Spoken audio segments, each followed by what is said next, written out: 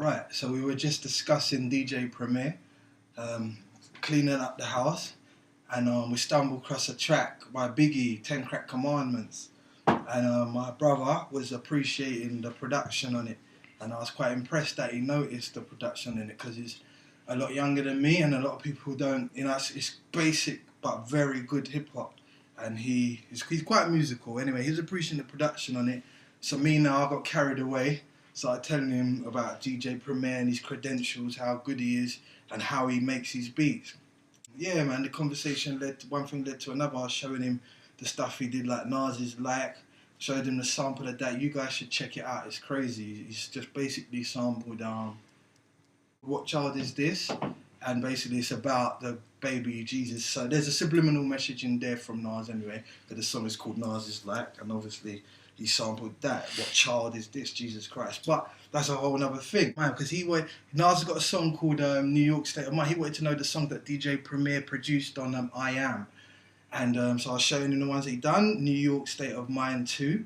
And then he, being young, said, oh, but hasn't Jay-Z got a new Empire State of Mind? I said to him, yeah, but that's what Jay-Z does. Jay-Z's whole thing is that the MC that can bring the raw hip-hop to the mainstream. And I say, listen, he took Tupac's Me and My Girlfriend, and then I was explaining to him about that, and it made me remember when I heard Jay-Z and Beyonce's Me and My Girlfriend. I was thinking to myself, that is an absolute disgrace what he's done.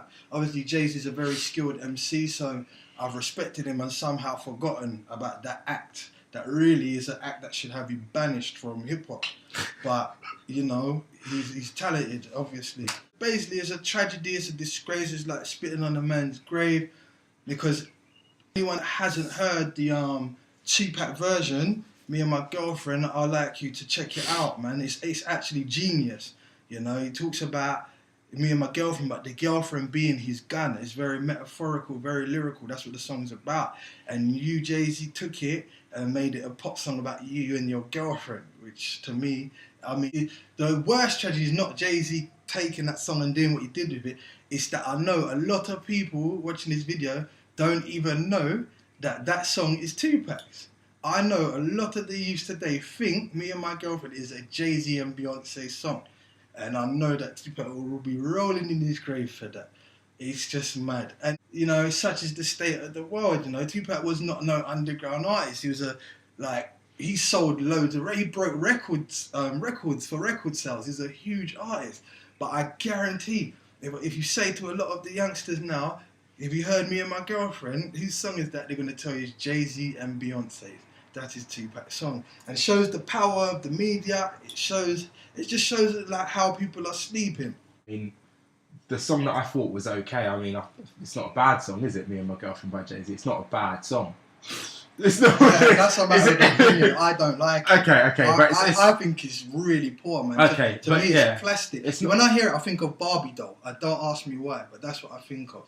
Well, I think obviously there's a different generation there. Obviously, you're 9 years older than me. So for me, that was never a bad song. I thought the video was okay.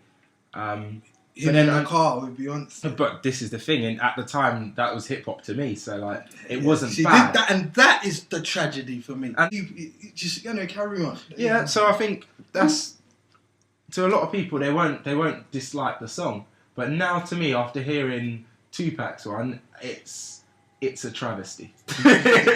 it's an absolute abomination, and I think.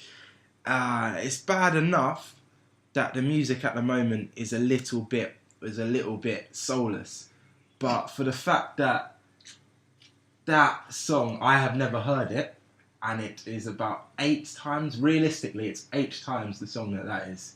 Exactly. Exactly. I don't dislike Jay-Z. You can't dislike him because if he wants to.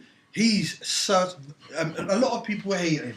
A lot of MCs will not like me for saying this, but that is one of the most skilled MCs. That's the fact of the matter.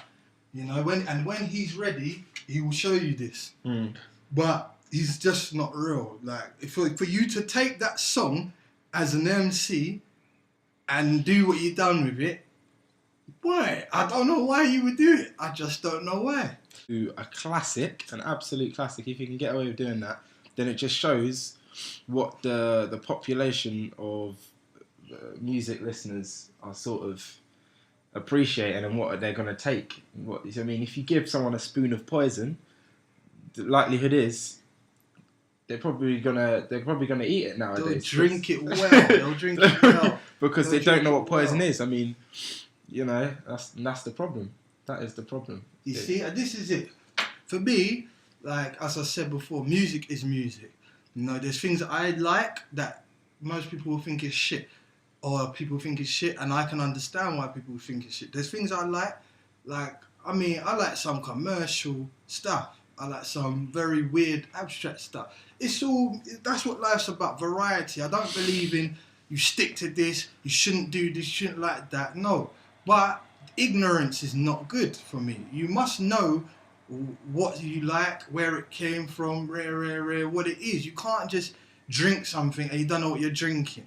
That is where, for me, it's a bit of a madness, especially when it's not a secret. It's just. Do they really know about the actual, the classics that they've been sampled? I don't think they do.